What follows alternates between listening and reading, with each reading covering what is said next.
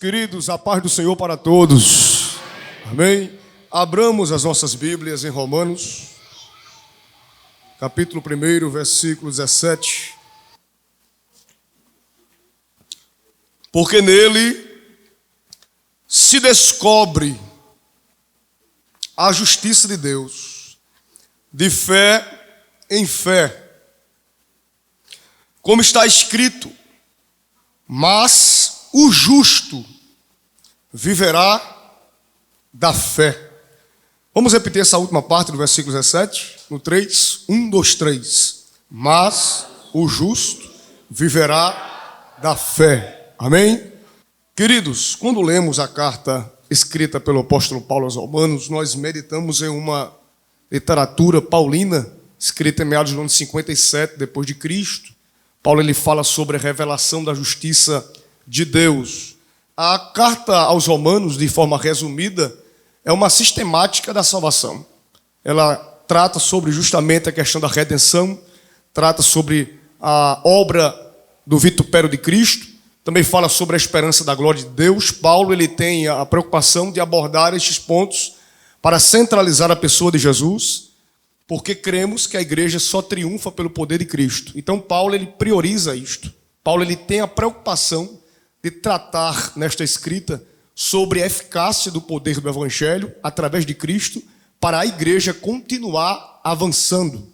E eu quero utilizar esse texto conhecido para ministrar ao coração da igreja nessa manhã sob a direção deste tema, avançando pela fé. Repita comigo no 3, 1, 2, 3, avançando pela fé. Interage com teu irmão, tua irmã e diz assim, você vai avançar pela fé. Diga para ele, mais forte, diga para ela, você vai avançar pela fé.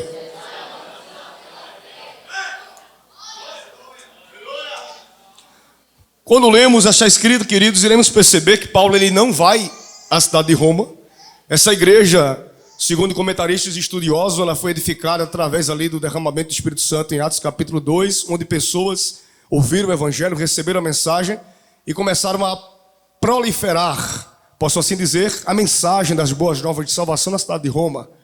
E nós iremos perceber que Paulo não foi em Roma, mas ele escreve falando sobre a sua necessidade de ir, sobre o seu desejo. Paulo fala sobre a dívida que ele tinha com os romanos de estar presente naquele lugar para confraternizar. É tão tal que no capítulo 1 nós iremos perceber que Paulo ele fala que o evangelho de Cristo estava sendo notório dentro de Roma. A cidade de Roma, os crentes em Roma estavam testificando que verdadeiramente Cristo tinha tido acesso àquele espaço. Porque, observe bem, quem entende a mensagem que eu estou falando no início, diga amém. Paulo ele tem a preocupação de dizer o seguinte, vocês estão sendo reconhecidos pela virtude da fé que está dentro de vocês. Porque quando a fé, ela opera a virtude, quem está em regiões laterais, circunvizinhas, entendem que o poder do evangelho está habitando ali. Porque quando Cristo habita, tem notoriedade de comportamento, mudança de postura. Então Paulo entende que a igreja em Roma mudou de postura porque Cristo foi estabelecido naquele território. Jesus, quando domina território, muda espaço. Eu entendo assim, o evangelho de Cristo é dessa maneira. Quando ele é aplicado sobre a vida de alguém, ele muda o espaço, ele muda o conteúdo, ele transforma a essência podre em uma essência virtuosa para a glória do seu nome. Então Roma recebe essa modificação, porque quando lemos sobre Roma, percebemos um misticismo religioso. Percebemos uma prostituição cultural muito grande, uma sociedade materialista, uma sociedade extremamente carnal e moral, que Deus, pelo poder do evangelho, começa a estabelecer conquistas espirituais. Em um ambiente que era dominado por demônios, principados de idolatria, o evangelho entra para começar a fazer um domínio naquele espaço, naquele território. Então Paulo trata de forma introdutória sobre esse aspecto missionário. Mas quando nós, de forma conseguinte, quando a gente começa a ler os outros versículos, Paulo ele trata sobre um assunto principal da epístola aos Romanos, que justamente é a questão da justificação pela fé. Mas, queridos, quando lemos sobre a expressão de justificação, a justificação ele não tem apenas um conceito, a justificação não tem apenas um conceito restrito do grego, de Caio, que muitos aplicam apenas para a questão de pronunciar alguém justo. Quando a gente vai para o original do grego, a gente percebe que a palavra justificação trata sobre declarar alguém justo, declarar alguém reto, declarar alguém digno, declarar alguém absolvido. Mas Paulo, quando expressa esta aplicação de justificação pela fé, ele abrange que sentido?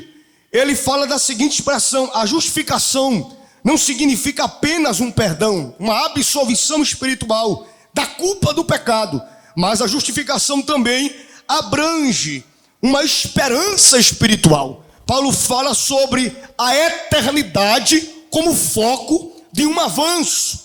Ele trata justamente sobre a esperança da glória e uma promessa de salvação. Quando Paulo escreve este texto, ele tenta aplicar aos seus leitores que eles não estavam apenas ouvindo um evangelho que os traria um benefício natural, momentâneo, provisório. Paulo não fala apenas de um benefício provisório, mas Paulo se preocupa em aplicar-lhes sobre um benefício futuro. E quando meditamos sobre benefícios futuros e trazendo para o contexto de eternidade, através da entrega de Cristo na cruz do Calvário, a eternidade espiritual foi desenvolvida em nós para que nós alcancemos a Deus sem a necessidade de padrões religiosos impostos pela lei judaica. O judaísmo restringia a manifestação da presença ao sumo sacerdote, mas com a entrega de Cristo na cruz, a eternidade espiritual foi desenvolvida para que a gente tenha capacidade de entrarmos na presença sem precisar de liturgias humanas. Por isso que nós conseguimos hoje caminhar e sentir Deus, pregar sentindo Deus, dirigir sentindo Deus, fazer atividades domésticas sentindo Deus, porque a eternidade não ficou restringida apenas a um perdão, mas a eternidade foi abrangida para um desenvolvimento na capacidade de acesso. Então o que Deus nos comunica nesta manhã para a igreja aqui em Água Fria é que nós não podemos nos contentar com benefícios apenas naturais, provisórios e momentâneos,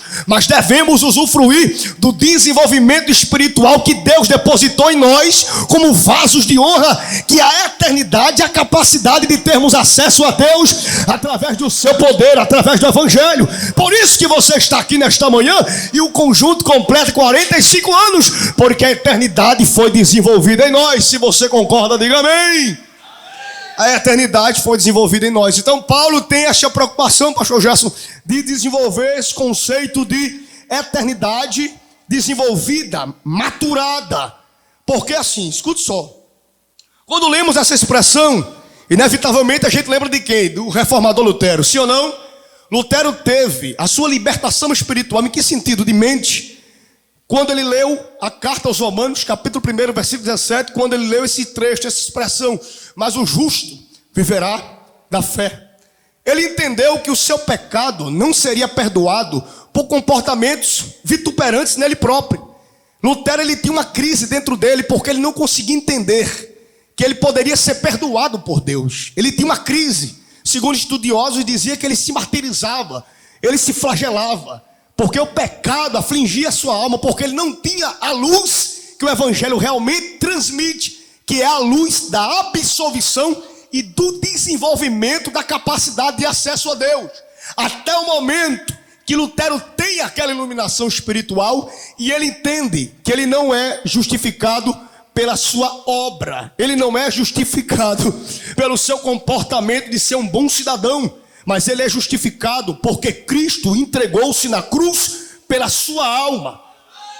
Cristo entregou na cruz do Calvário pela sua vida. Lutero entende que através do sacrifício de Cristo, a vida do redimido muda. Quando eu entendo que Cristo morreu por mim, não para me dar benefícios provisórios, eu não me conformo com o espaço e não me conformo com o momento que eu estou vivendo. Tem pessoas que se rendem ao espaço, ao território e ao momento, porque não entenderam a abrangência da justificação. E o que Deus quer de nós nesta manhã água fria é que nós entendamos que nós podemos nos aprofundar mais na nossa intimidade espiritual. Eu não sei se você está entendendo que Deus está falando com você nesta manhã e comigo também. Deus está nos atraindo para nós entrarmos em lençóis freáticos do Espírito que nós não conseguimos enxergar por olhos naturais, só conseguiremos observá-los pelos olhos espirituais. E nesta manhã aqui, quem chegou com os olhos fechados, o céu vai abrir para você começar a contemplar algo diferente em você e através de você.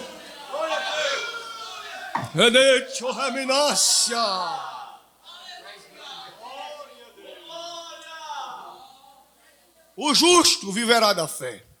Agora, como é que eu irei avançar? Por que preciso avançar? Por que devo avançar? Quando meditamos esse contexto, trazendo para uma questão de festa de mocidade, de juventude, a nossa igreja, mais especificamente, está sendo direcionada a não tratar problemas espirituais, muitas das vezes na questão dos jovens, porque quando nós tentamos tratá-los pela palavra, nós somos afetados por alguém que não concorda, por alguém que não aceita, por causa do desenvolvimento social.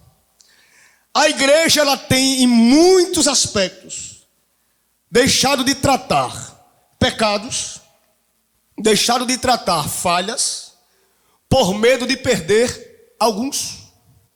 Mas nós entendemos que a justificação traz o poder de perdão, absolvição, mas também a justificação traz a capacidade de desenvolver espiritualmente. Logo, se a palavra é utilizada para instruir, ela não mata, mas ela gera a edificação.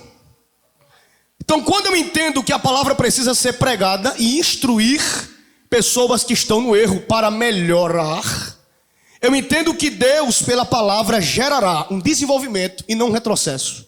Mas muitos não estão aceitando este desenvolvimento porque desenvolver dói. Logo, o desenvolvimento dolorido gera renúncias.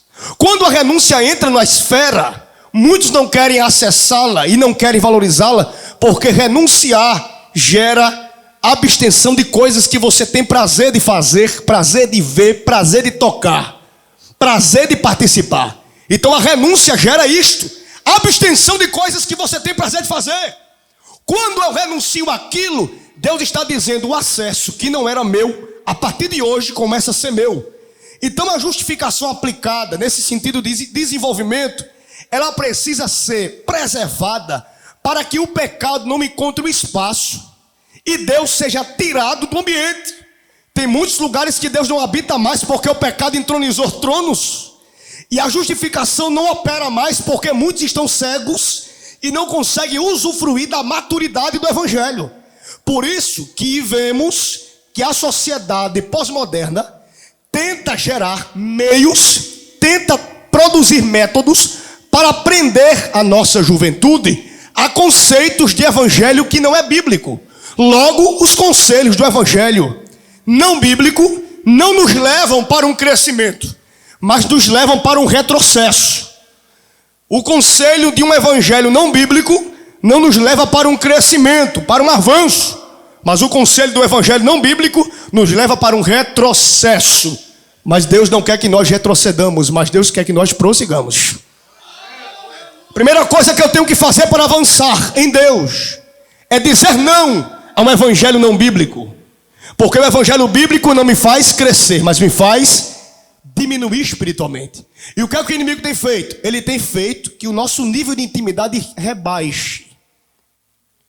Que o nosso nível de intimidade ele perca o nível. A intensidade do crescimento é paralisada e retraída. É como um vaso de azeite. Se tiver rachadura, o azeite permanece. Se o vaso tiver rachadura, acontece o que, irmão Cipriano? O azeite sai. Então qual é o desejo da sociedade de hoje? É pegar você que tem uma maturidade espiritual desenvolvida É ver você que está cheio do poder de Deus, pregando, profetizando, Deus te usando no louvor, na pregação, e começar a injetar em você um conteúdo disseminado pelo pecado.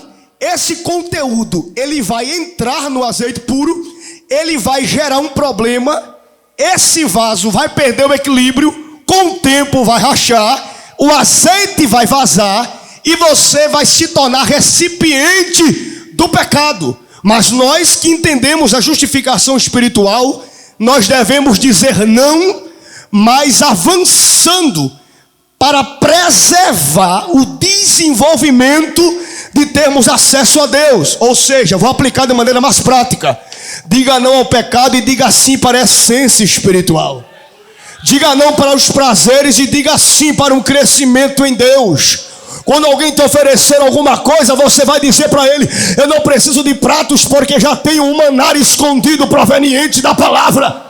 Eu não preciso de propostas externas, porque em Deus eu cresço e me debruço espiritualmente para me enriquecer, para minha alma viver em um tempo negro, um tempo de trevas. Diga amém, irmão. Então, para nós avançarmos espiritualmente, nós não podemos abrir brechas para a aplicação do evangelho não bíblico. Outra coisa, o justo viverá da fé. O poder da justificação para gerar um avanço. Segundo ponto, este evangelho que está sendo pregado não bíblico, ele tem afetado justamente o jovem no conceito de ministério. Escute só.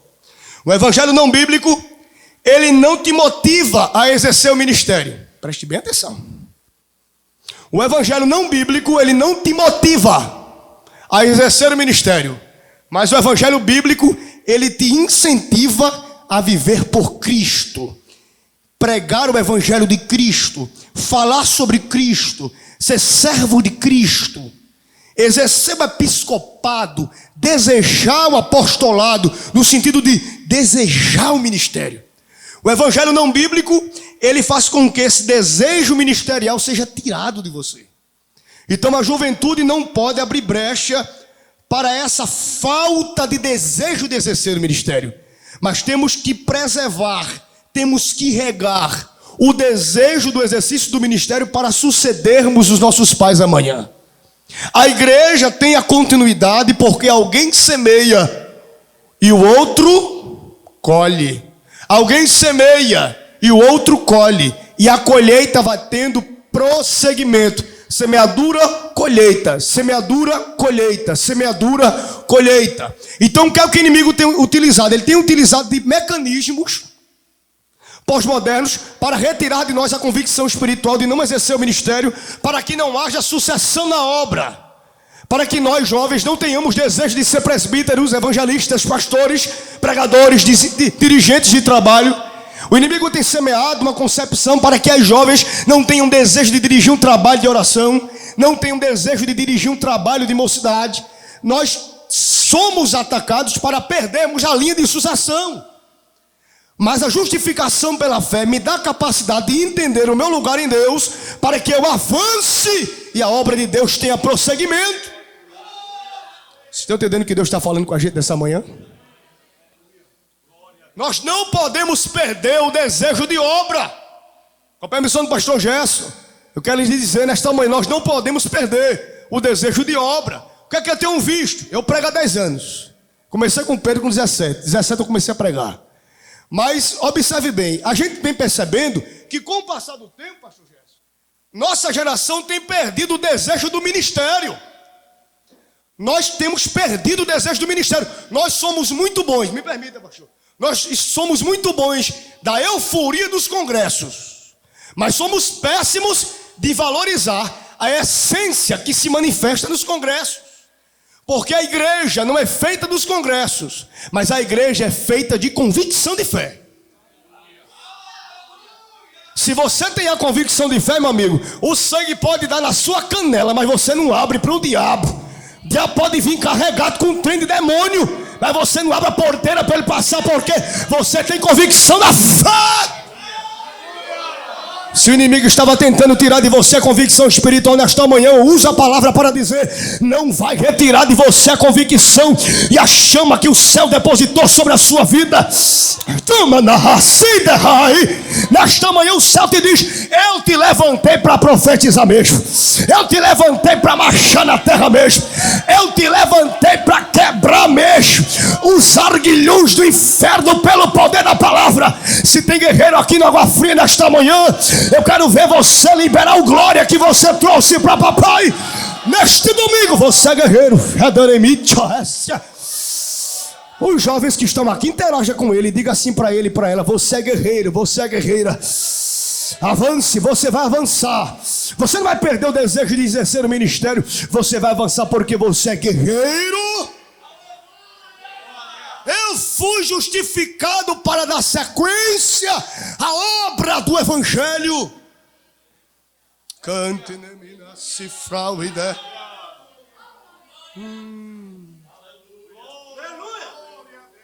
Que mene façuria mene raivi. Quem disse que tu irás parar de fazer a obra? Porque pensas em parar, em retroceder e voltar da direção que o céu te deu? Queres tu pagar um preço por dizer não ao chamado do Eterno? Deus lhes diz, é para alguém nesta manhã: não diga não à minha chamada. Terra. Te levantei para ser um guerreiro e uma coluna naquele lugar. E o céu diz para ti: te quero avançando pela fé. Avançando pela fé.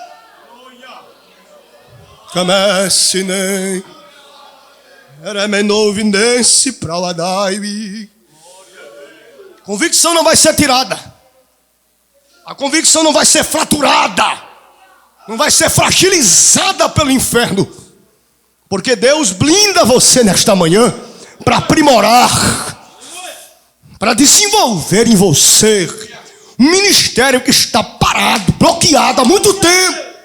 Mas o céu vai começar a fazer assim, o céu vai começar a derramar óleo para a engrenagem começar a encaixar.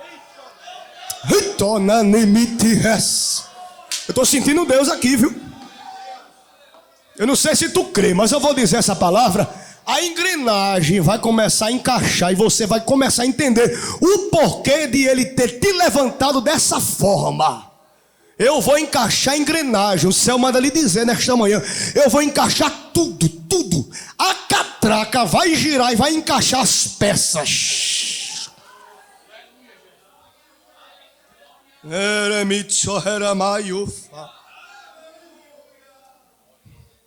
As sementes de fora não serão germinadas dentro do espaço que Deus domina. Porque o espaço que Deus domina é protegido pela sua guarnição espiritual e impedirá das sementes do pecado germinar em você. Por mais que alguém semeie, o céu retirará. Deus, ele, para cumprir o propósito da chamada, para que ela não seja sufocada pelo evangelho não bíblico, se ele quiser, ele sopra alguém até para outro bairro, para outro estado, para sair de perto de você. Tem jovens que eu conheço que Deus teve que soprar alguém, às vezes da mesma igreja, para outro setor, para apartar ele da mal influência. Porque não vive um evangelho bíblico, mas vive um evangelho não bíblico para o fazer retroceder na fé.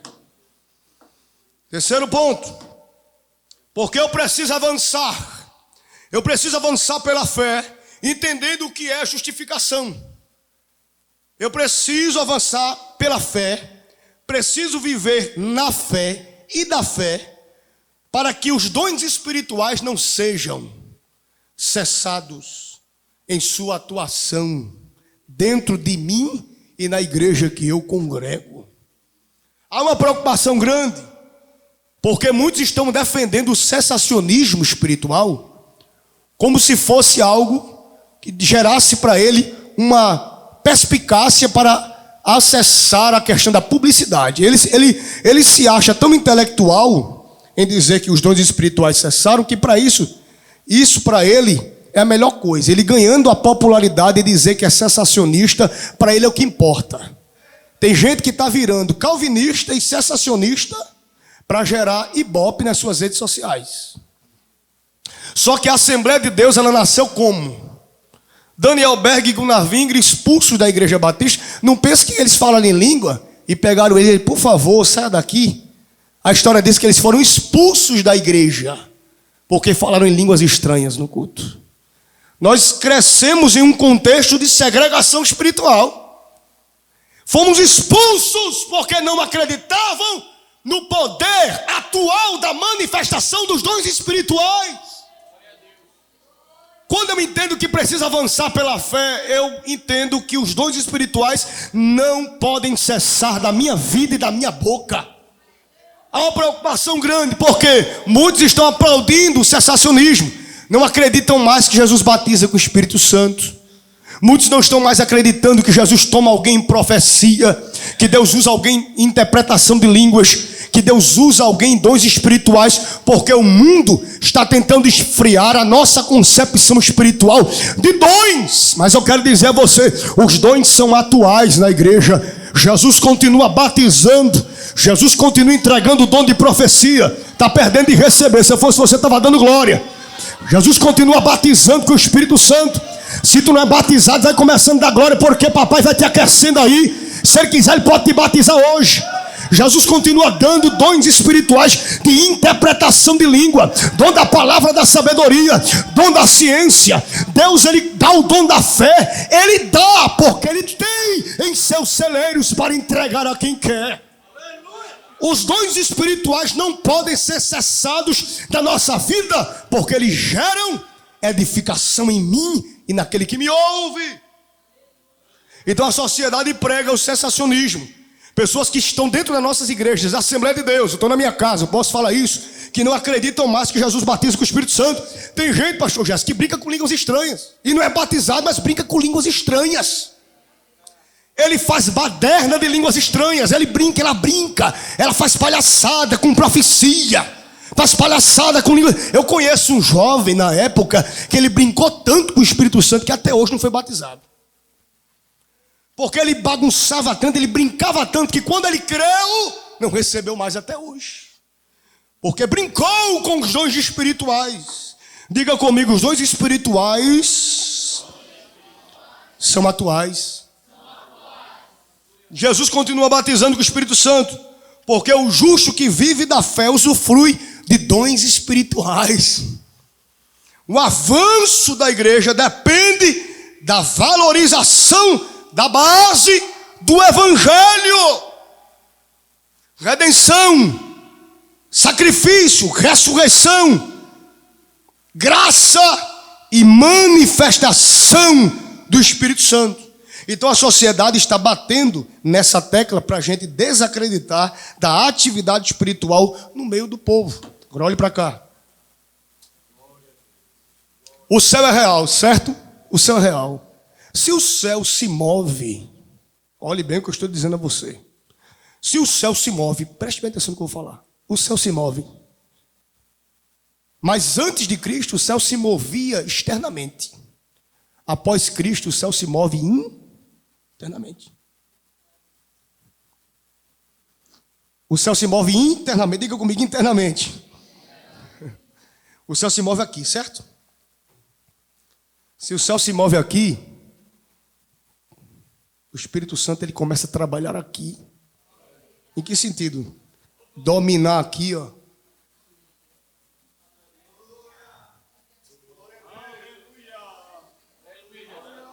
É como se Cristo, quando entregou-se na cruz, pastor Gesso, era Jesus dizendo, o céu estava distante.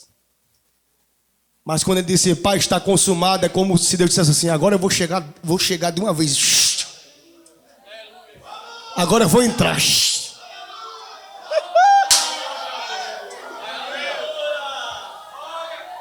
O céu veio. Quando você disse, eu quero Jesus como Salvador, o céu disse, agora eu venho. O céu está aí em você assim, ó.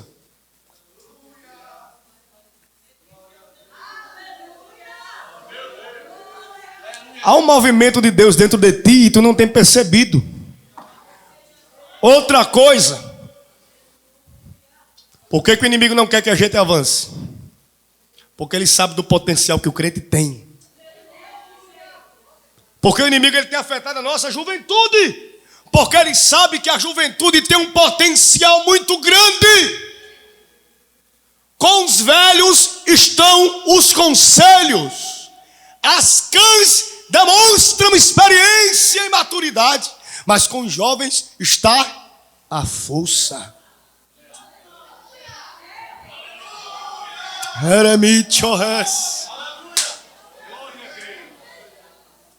Enquanto o velho não pode mais fazer o que fazia por causa da sua fragilidade física, corpórea, o céu usa o que dele? E além do jovem ser usado aqui, o jovem também é usado aonde? Na força.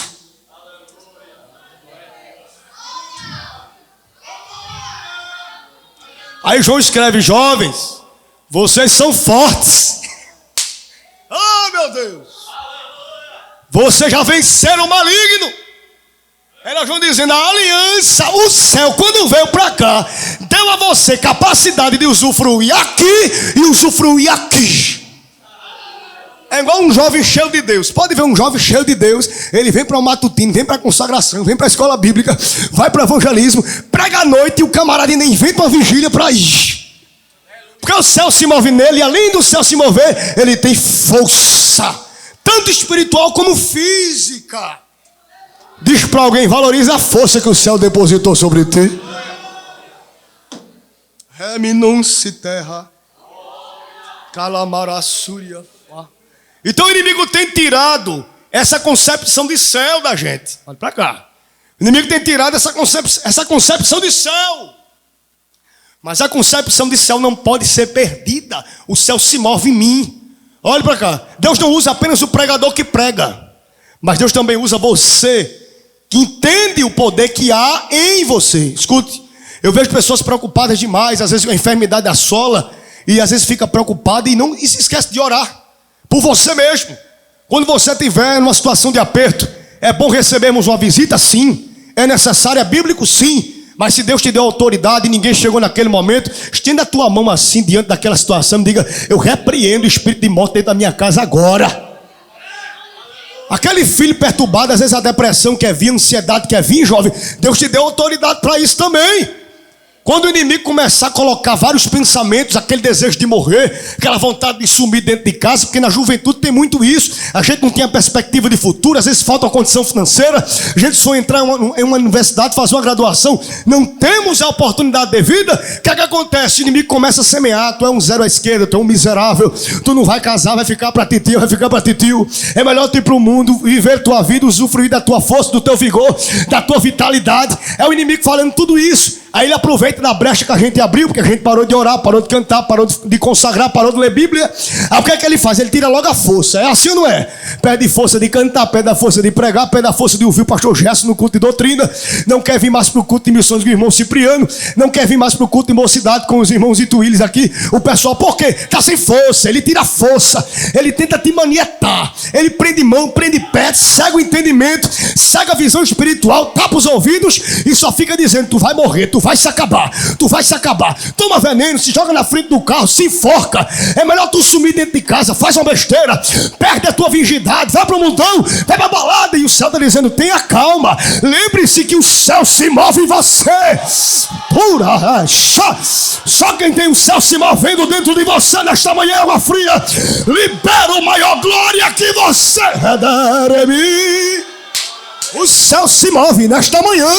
Deus começa a quebrar, pastor Gerson Lima, todo tipo de impedimento. Eu vou dar lugar, estou sentindo todo tipo de impedimento, de crosta do diabo que o inferno programou contra a vida de alguém nesta manhã. O céu me comunica, ele diz assim: Thales, eu estou quebrando, porque o céu se move em água fria assim, ó.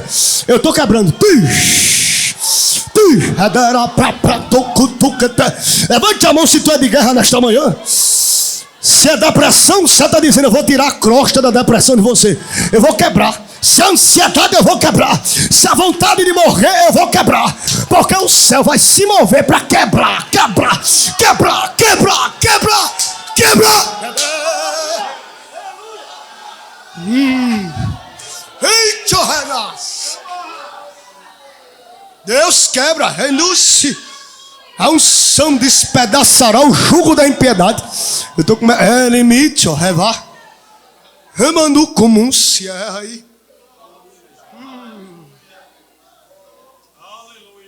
O sentimento do desprezo também é quebrado. Tem gente que é dominado por um sentimento de desprezo triste. E o inimigo diz direto para você: olha aí, olha aí, olha aí, olha aí. Olha aí quem tu é, olha aí como estou te tratando. Aí você vai dizer a partir de hoje: eu sou justificado pela fé. Eu entendo porque Cristo me justificou. Entendo que a capacidade de usufruir de Deus, do acesso espiritual, foi me dada pelo véu que foi rasgado do templo. Deus nos deu a graça proveniente de Cristo. Você vai dizer para o diabo hoje: eu não quero conversa com você, Satanás. A minha conversa e o meu contato é com aquele que disse: tu viverás pela fé, porque eu tenho a capacidade de gerar em ti desenvolvimento espiritual. Que me não citará calaracia. Ei, riminova saramoria. Tu estás ouvindo vozes e o inimigo está semeando em ti pensamentos contrários nesta manhã. Deus me mostra alguém ouvindo vozes malignas. Mas Deus, pelo poder da palavra, Ele está dizendo: eu vou tapar o teu ouvido para as vozes de baixo. E vou abrir a tua audição para a minha voz que vem de cima. Deus está bloqueando o acesso de baixo e abrindo o acesso para cima. Vou repetir. Deus está bloqueando o acesso de baixo e abrindo o acesso para cima, para cima, para cima, para cima, para cima. Eu vou profetizar. Se tu pregava, Deus vai te fazer pregar mais. Se tu cantava, Deus vai te fazer cantar mais. Sabe por quê? Porque o inimigo tem tentado travar a tua boca para te impedir de cantar e pregar. E o céu te diz: eu vou te usar na profecia, na autoridade.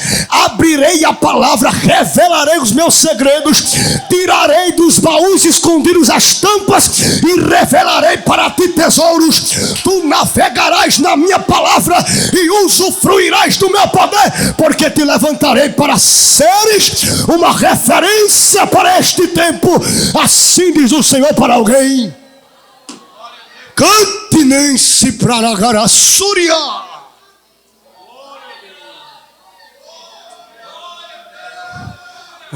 Ergueu. Eito, eremice, eito, que minácia. Eu sou a tua companhia, diz o Senhor para ti. Eu sou a tua companhia.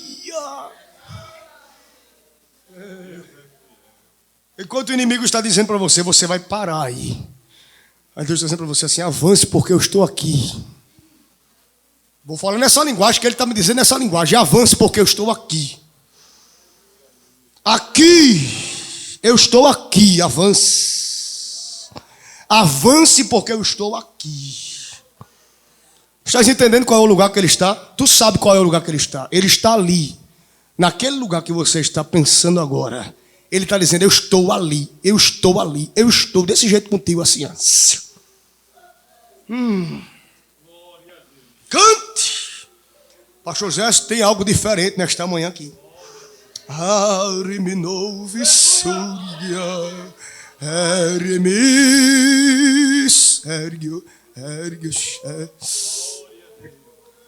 Deus vai te dar experiências diferentes. Deus vai te dar experiências diferentes. A partir desta manhã, tu vai contemplar experiências da parte de Deus que tu nunca contemplaste até hoje. Eu disse a Deus: Deus, me dê experiências diferentes.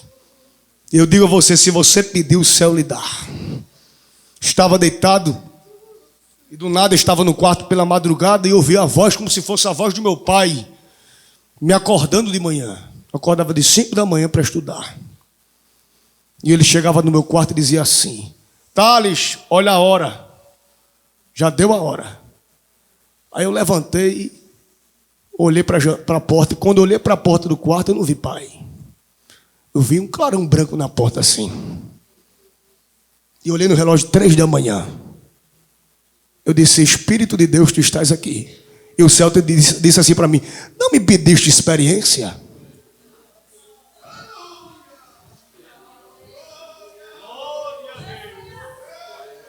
Estás preparada para ouvir uma voz de pai soar na porta do teu quarto, te convidando para descer?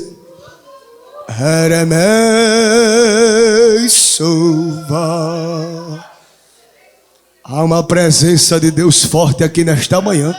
Espírito Santo me diz: passo com a minha brisa aqui assim, ó. Experiências. Obreiros, Deus está nos dando mais experiências. Irmãs, jovens, experiências.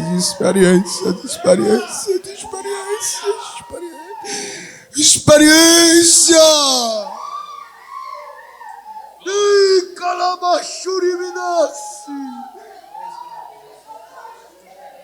Eita, glória a Deus. Estás pedindo a Deus algo diferente? Vai ver. Cante, lance. O mundo espiritual se revela. Há um comando de Deus aqui muito forte.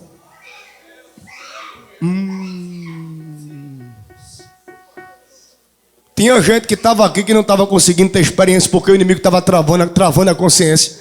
E Deus me diz assim: eu estou trabalhando na consciência para abrir a porta da experiência. É dessa forma que Ele me diz: estou destravando aqui a consciência, desbloqueando algo na consciência para abrir a porta da experiência.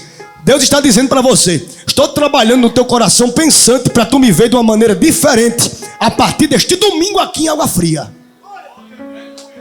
Vamos continuar a experiência. Já fechei a Bíblia para a gente orar. Eu disse: me dê experiência. Uma vez eu fui pregar num trabalho, fui orar. Quem me conhece sabe que eu gosto de vez em quando fazer uma visita às irmãs. Desde pequeno. E eu fui para o trabalho de oração dia 7 de setembro, feriado.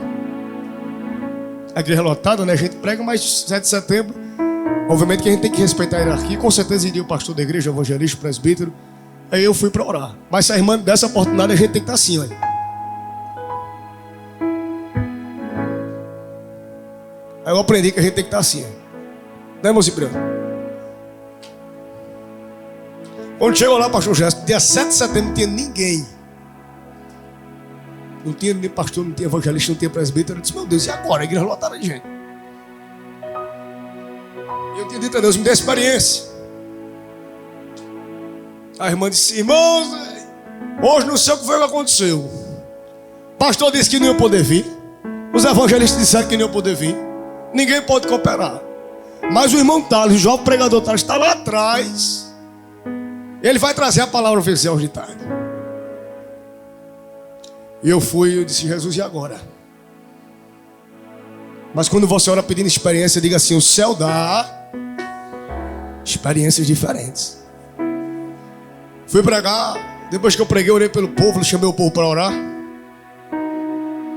O povo ficou em pé, veio para frente, a gente orou aquela coisa boa.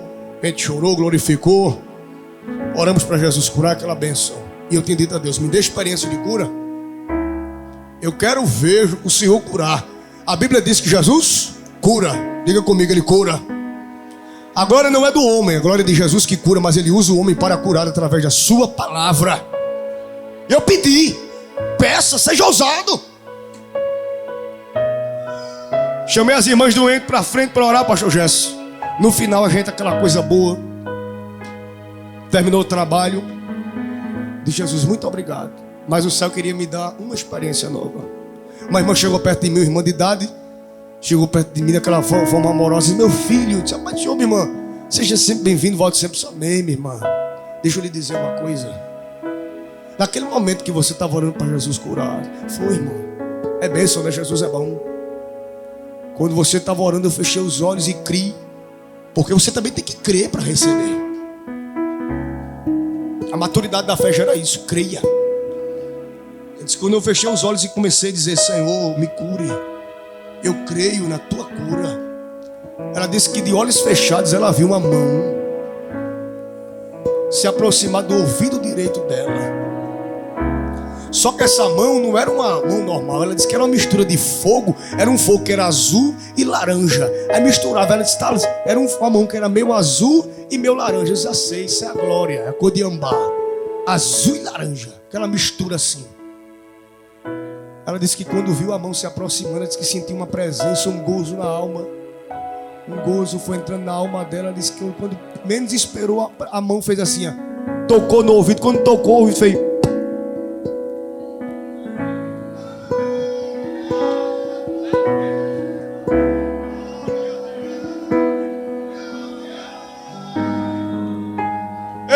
Te darei experiências, diz o Senhor para ti nesta manhã.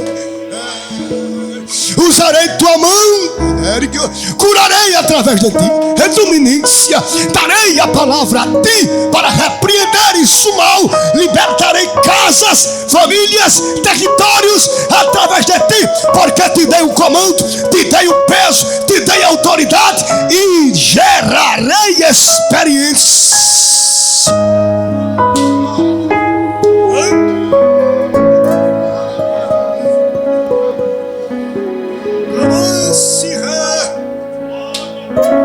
A missão do pastor, fiquemos em pé.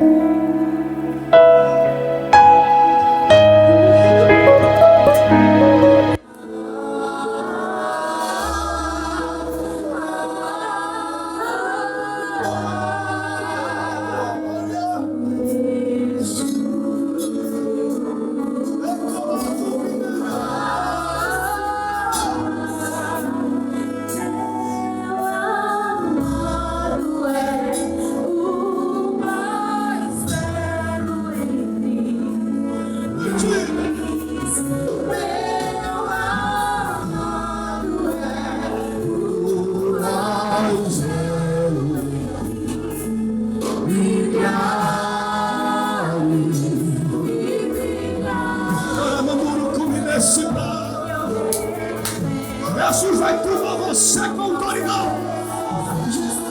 Cante! E que se abra os céus.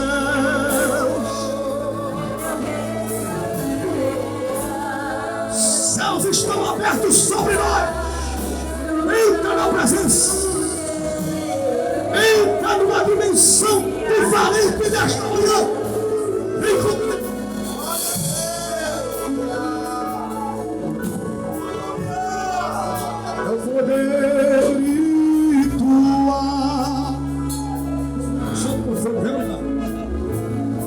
Se tiver algum irmão, alguma irmã aí atrás que não é batizado e batizada, venha para aqui também.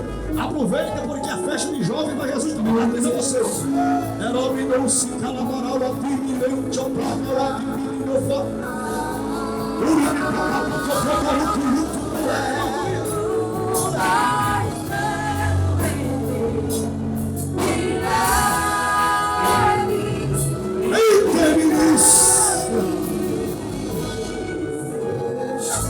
Abra a boca para glorificar, porque quem batiza não é o pregador, quem batiza é Jesus.